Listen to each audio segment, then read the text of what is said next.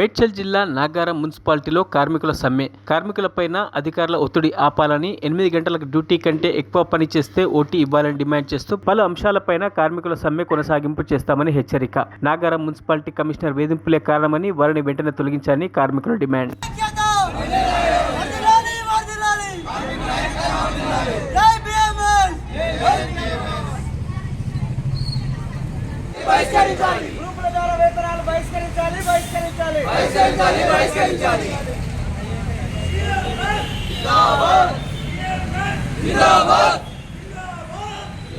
కార్మికుల ఐక్యత, కార్మికుల ఐక్యత, కార్మికుల ఐక్యత,